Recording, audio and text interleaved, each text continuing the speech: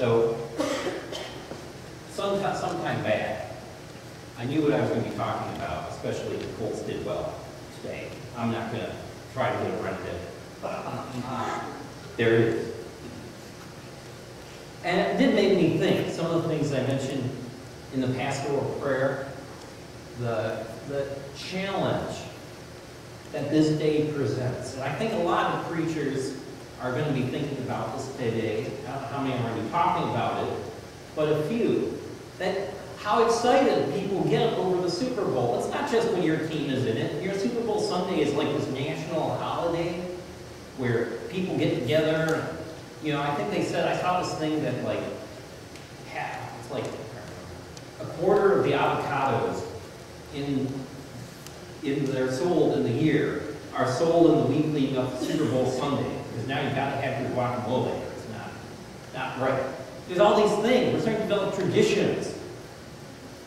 And around something which, like, it's a business, you know, and it's one more example of how we've kind of gotten, there's nothing wrong with the Super Bowl, don't get me wrong, and yet unlike the holidays that we celebrate, you know, they're more based in, you know, even Halloween, much less Christmas or Easter, it's really a profit-making enterprise. I don't know if any of you saw the article saying that one of the signs of how bad the economy was that Super Bowl ads were cheaper this year than they were last year, which hasn't happened since like 1982, which also wasn't a particularly good year for the economy.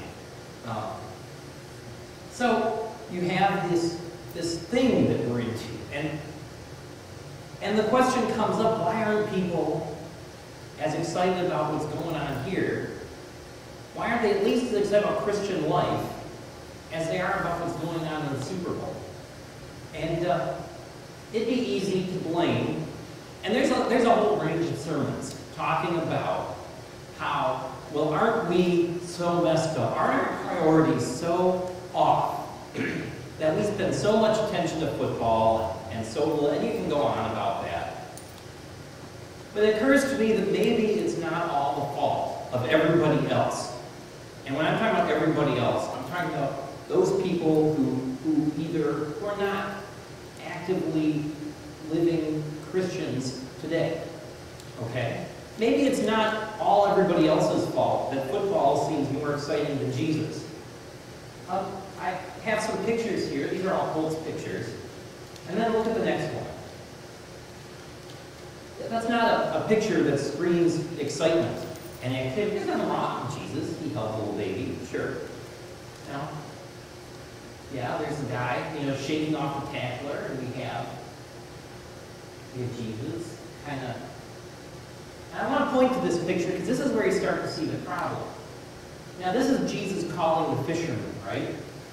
And you kind of see them, I mean, he just kind of, hey, you, come on over here. That's not what he said. It says that he said, get up and follow me. And they got up and did it. I like that. You can't really, it's a little hard to tell this, but that guy in the back definitely looks like the Gordon's fisherman. This is kind of our image. He's just kind of, hey, come here. You know, maybe like, I'm going to point at you, but he's not even going to, you know. Now the next one. Yeah, here's Peyton Manning with the ball in the air. This was a pretty remarkable, this was amateur photography, if you can believe that. Okay, and then we have Jesus, and here he is rebuking the waves.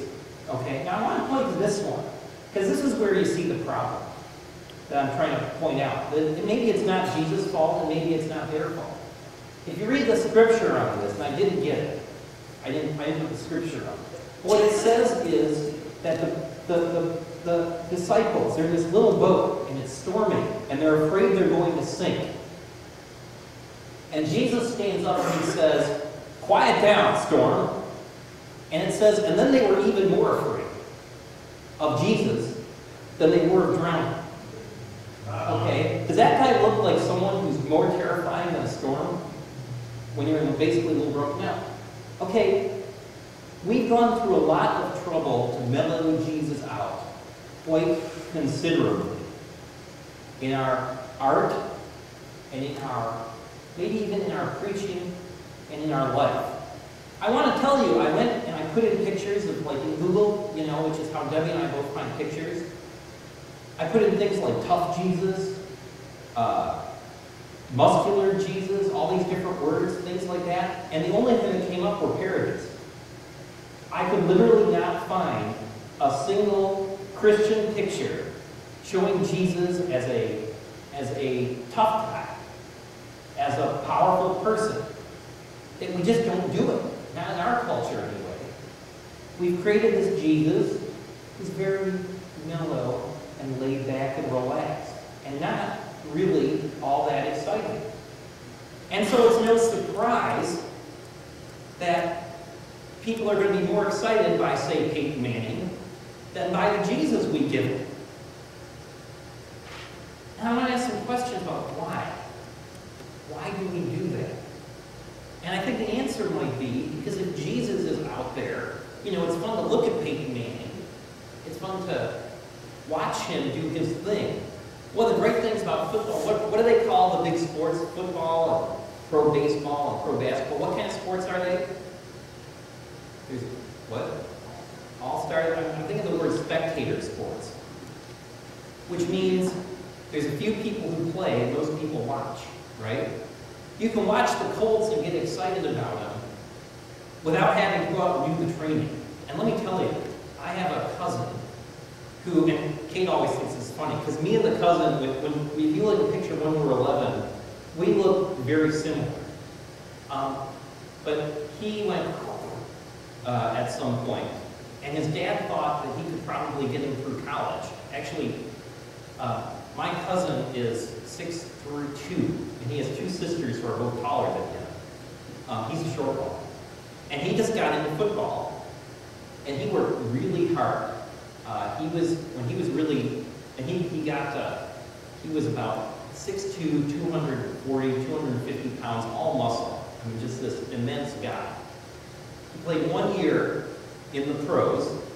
Yeah, Lions! Yeah, for the Lions. And then he got cut because he was too small. These guys, I mean, they're huge. And the one thing we know, and the amount of work he did to make that happen was incredible. And he's making a very good living as a personal trainer. I mean, he came out okay. But the point is that you don't have to actually do that stuff. You know, the athletes, like Paul talks about, punish their bodies and exercise self-control. And despite the things that show up in the news, in the training that athletes have to go through really does require a lot of discipline, which may be part of the reason they tend to lose it in other areas of their life. I don't know. It's a hard life, but it's not one you have to follow if you're a Colts fan. You can be a Colts fan without having to follow Peyton Manning's training regimen. Jesus, on the other hand, says you got to follow me. You got to be like me. You got to carry your cross, right? If we imagine Jesus to be this active, tough guy, living a tough life, doing hard things, we have to be that kind of person. We have to be that kind of person, and that's hard. You know, and it's not that there isn't a place for that. I start with a picture of Jesus holding the child on